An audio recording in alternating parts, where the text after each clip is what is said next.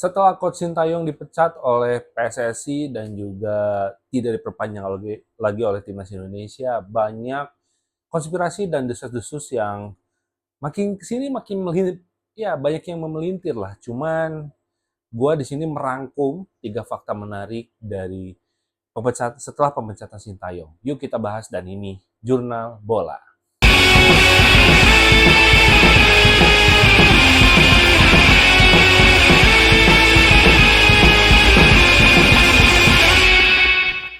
Oke, selamat datang di channelnya Mas Heru Jurnal. Ya, seperti di depan atau di hook yang gue bilang bahwa gue akan menyampaikan 3 fakta menarik setelah Sintayong dipecat oleh Timnas Indonesia atau PSSI. Namun gue tuh agak heran gitu dengan ya banyaknya berita atau desas-desus yang mulai kesana kemari. Kenapa Sintayong dipecat cepat banget?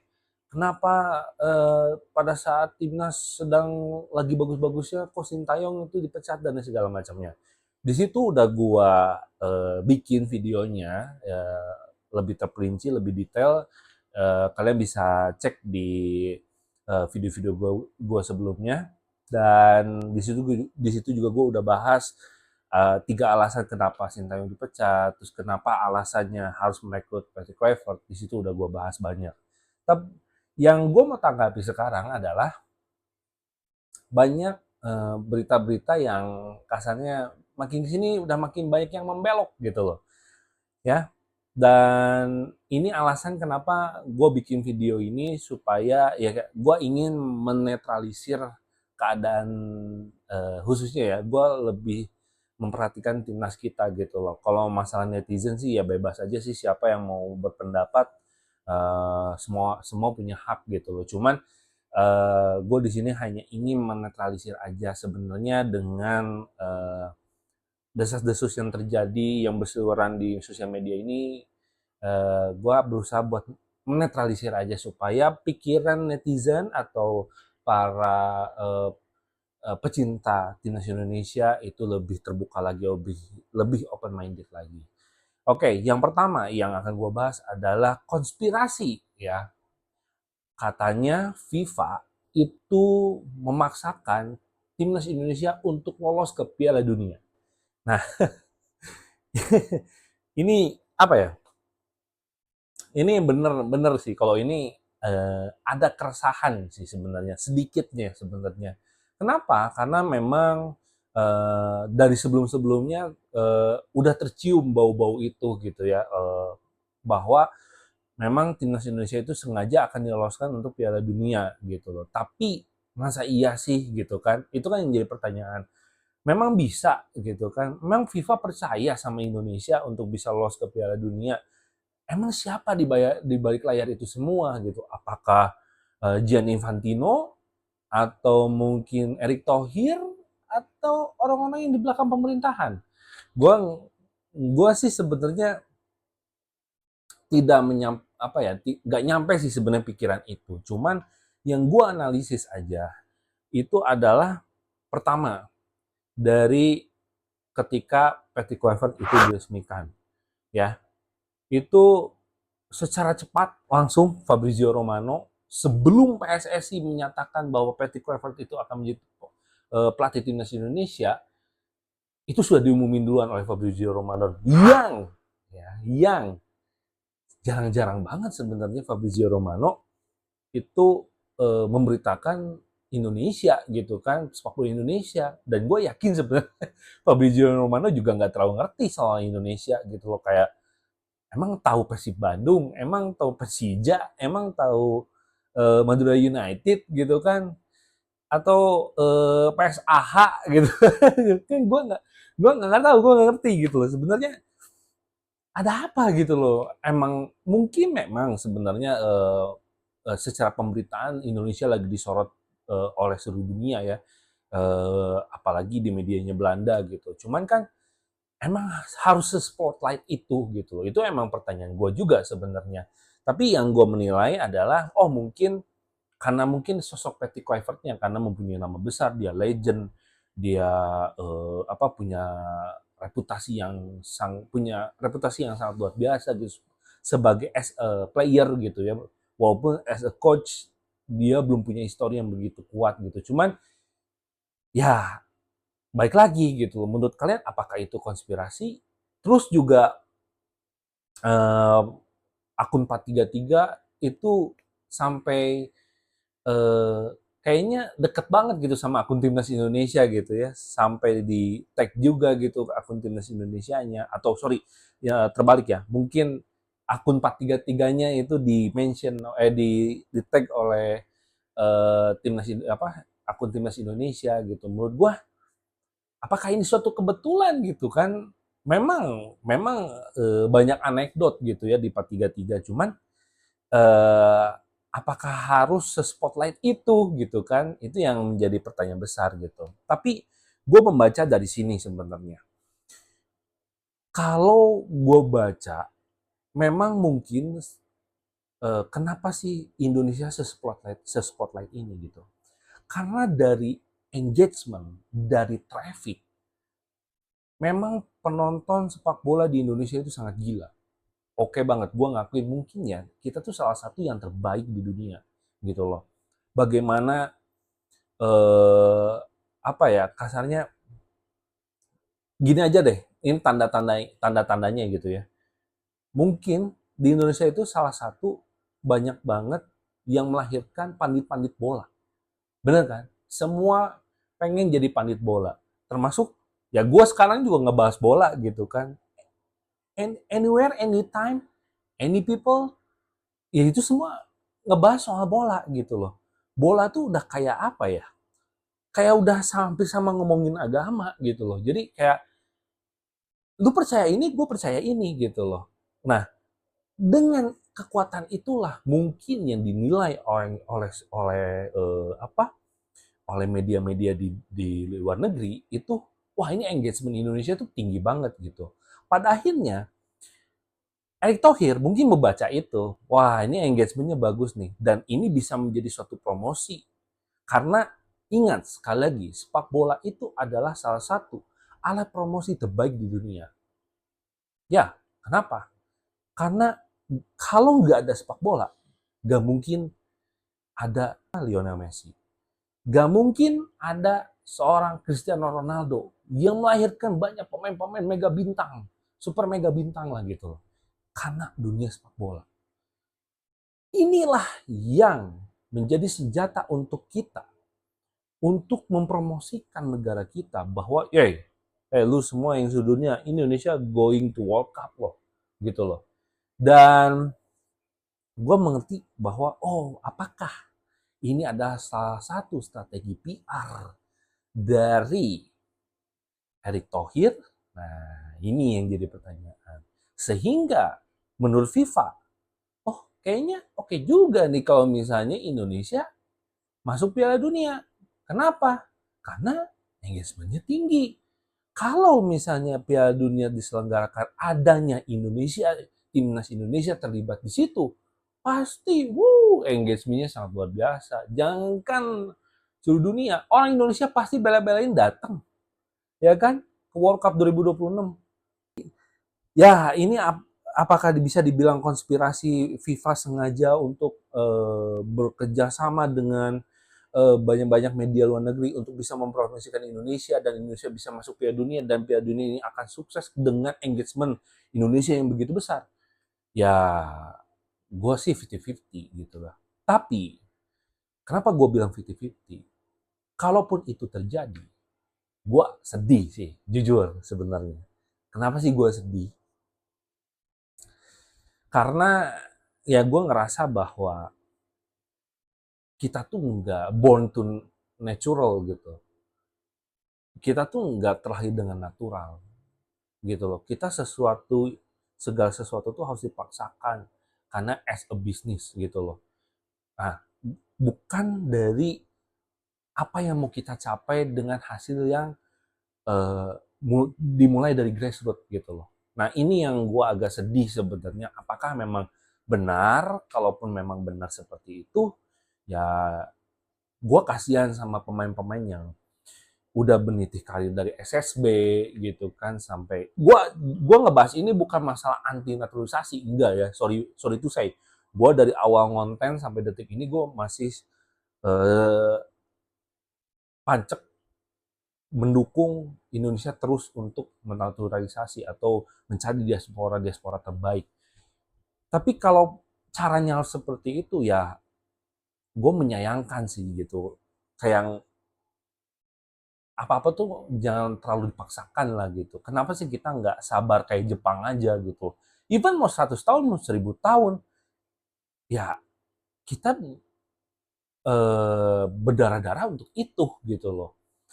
Nah, kalaupun memang berpikir dengan cara instan bisa seperti itu, atau mungkin ya gue bisa ngambil positifnya gitu. Apakah memang ini disengaja karena untuk memancing pemain-pemain lokal supaya lebih bergairah lagi, berubah pola hidupnya, mengatur intensitas latihannya, untuk mengangkat pemain-pemain lokal supaya ada acuan hidup. Wah, gue ternyata bisa berdiri di Piala Dunia. Ya mungkin ada sisi positifnya ke situ, tapi ya lebih banyaknya gue agak sedih sih. Menurut kalian gimana? Coba tulis di kolom komentar. Terus yang kedua adalah, ini yang rame diberitain ya. Yang rame diberitain adalah ketika katanya Sintayong itu udah buka suara terkait pemecatan dirinya. Beliau mengatakan bahwa dia itu diberitakan akan dipecat itu 2 jam sebelum press conference di tanggal berapa ya? Gue lupa. Pokoknya mah mungkin sekitar seminggu kemarin ya, setelah Patrick Kluivert, 2 minggu kemarin lah, sebelum Patrick Kluivert diumumkan gitu. Kalaupun memang berita itu benar adanya, Sintayong itu dipecat 2 jam sebelum eh, press conference, pengumuman ke media, ke masyarakat Indonesia bahwa Sintayong dipecat, ya gua agak menyayangkan sih sebenarnya. Kayak kayak apa ya, kayak habis manis sepah dibuang gitu loh. Mungkin ada nggak yang sepemikiran dengan gua sih kayak, wah sayang banget sih kalau misalnya memang caranya harus seperti itu. Tapi yang jadi pertanyaan bagi gua adalah, apakah si Erick Thohir itu sebodoh itu gitu kan? Apakah Erick Thohir itu seteledor itu gitu, segersak gerusuknya itu gitu? Gua juga agak meragukan gitu kalau memang Erick Thohir melakukan hal seperti itu. Bagi gua ini sebuah kecerobohan gitu. Dibilang mungkin kata pandit-pandit lain ini adalah bumerang, ini ada the real bumerang gitu loh. Karena Sintayong udah mengungkapkan bahwa 2 jam sebelum press conference, Sintayong dipecat. Wah ini gila sih, kalau memang ini sampai terjadi, terus timnas kita hasilnya buruk, ya, wah ini gila sih. Maksudnya gue nggak ngebayangin gimana nanti dihujatnya timnas kita dan khususnya PSSI gitu ya, terkait mengingat hal ini gitu. Ini ada suatu kecerobohan. Tapi yang mesti diingat adalah eh, balik lagi masalah kultur. Apakah penyampaian Sintayong itu memang 100% akurat, atau memang gaya kultur untuk menyampaikan kekesalan itu seperti itu gitu. Tapi apapun itu ya itu masa lalu gitu loh. Maksudnya gue ngerasa kayak ya udah deh kalau misalnya memang ini keputusan PSSI ya udah gitu. Cuman kalau ini benar terjadi ya ini menyayangkan banget. Gue menyayangkan banget sih. Maksudnya eh, habis manis sepah dibuang itu bener-bener ada gitu in real life gitu loh. Jadi ya kalaupun memang itu benar adanya, ya tolong ya PSSI dibenahi lagi masalah attitude-nya. Jangan kita, ini kebiasaan orang Indonesia nih sebenarnya. Kita menuntut attitude, attitude, attitude, tapi attitude kita sendiri itu kayak ngebohongin diri sendiri gitu loh. Jadi hati-hatilah. dalam memilih keputusan gitu loh. Kalaupun memang benar ini terjadi, ini bisa menjadi bumerang atau bisa jadi ini malah petaka untuk PSSI sendiri gitu loh. Nah, yang ketiga, ini terkait masalah naturalisasi ya. Terkait masalah naturalisasi itu udah disampaikan sama Menpora kita yaitu Dito Aryo Tejo bahwa kita memproses 3 nama ya. 3 nama. Yang pertama adalah oleh Romeni ya. Secara paperwork itu sudah beres. Terus juga tinggal nunggu keputusan DPR dan tinggal disumpah gitu loh. Nah menurut gua oleh Romeni udah fix ya. Mungkin Maret bisa main. Terus yang kedua adalah Jero Redwold. Nah, Jero Redwold ini memang masih masalah di paperwork, cuman ini udah ongoing. Berarti memang sudah dikerjakan juga oleh pihak PSSI. Dan gue harap cepat gabung lah gitu. Karena gue masih agak khawatir juga nih masalah lini tengah kita gitu. Karena kasihan juga Tom Hai harus kerja kayak apa mengangkut air gitu loh, kayak bukan dirinya kan stylist gitu kan. Tom Hai itu stylist, playmaker gitu loh. Cuman kalau harus kayak gelandang pengangkut air ya kasihan juga gitu, apalagi di suhu Indonesia yang sangat panas gitu. Baru menit 70 muka udah merah kan kasihan juga gitu kan Tom Hai. Nah, yang ketiga ini walaupun gue udah dapat info juga dari yang ketiga ini gitu ya. Gue dapat info ternyata Mitchell Baker yang tadinya sudah diproses itu ternyata gagal untuk dinaturalisasi. Nah, itu kenapa? Nah, itu karena Mitchell Baker itu udah lewat bro. Ya, kasarnya udah lewat tuh gini. Udah lewat tuh kayak jadi FIFA itu punya regulasi bisa seorang pemain itu dinaturalisasi oleh suatu negara ketika satu garis keturunannya langsung bapak ibu ya. Yang kedua adalah kakek nenek gitu loh. Jadi mau itu bapak ibu atau kakek nenek ya di atas ibu bapaknya gitu kan, itu berarti masih bisa dinaturalisasi. Nah, Mitchell Baker posisinya itu tidak ada di 2 kategori itu. Mau itu ibu bapak enggak, kakek nenek enggak. Nah, ternyata Mitchell Baker itu di uyut-buyutnya. Makanya kemungkinan besar Mitchell Baker gagal itu masih bisa terjadi lah. Cuman ya dalam posisi juga sebenarnya Mitchell Baker tuh ini ya udah penuh juga gitu kan. Walaupun dia bisa jadi pemain yang versatile tapi ya bukan jadi suatu kebutuhan yang urgent gitu karena kebutuhan urgent di timnas Indonesia itu adalah lini serang dan lini tengah timnas gitu loh.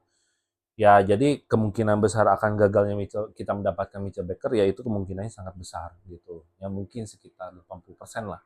Walaupun nggak tahu apakah PSSI punya langkah baru untuk itu, ya kita lihat aja nanti. Gitu. Nah, gue ngelihat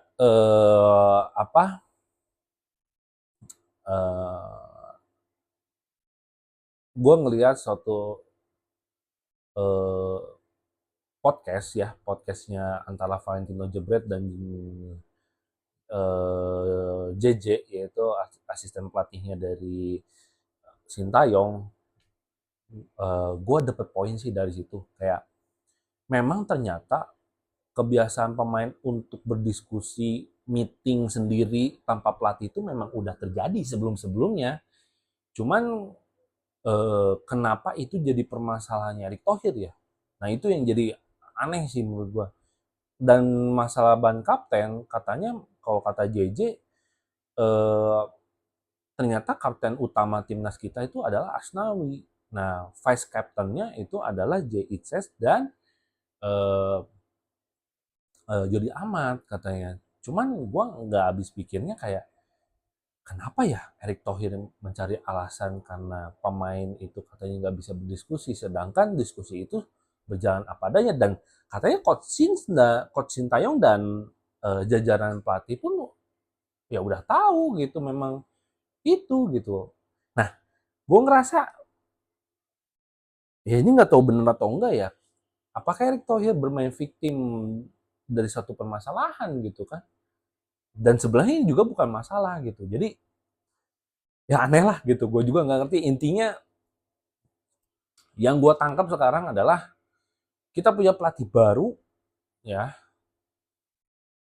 mau nggak mau eh, kalau gue di konten lalu gue masih melihat ini satu proses, gue lama-lama kayak nyerempet gimana hasilnya gitu ya, karena menurut gue dari yang pertama gue bilang masalah konspirasi, terus yang kedua juga adalah masalah apa, masalah eh, dipecah Sintayong 2 jam sebelum press conference gitu kan. Jadi gue ngerasa kayak what, really gitu kan? Apakah ini benar gitu kan? Jadi ya itulah 3 fakta menarik setelah pemecatan Sintayong. Bagaimana menurut kalian? Kalau memang benar, coba kalian tulis di kolom komentar, berikan pendapat kalian.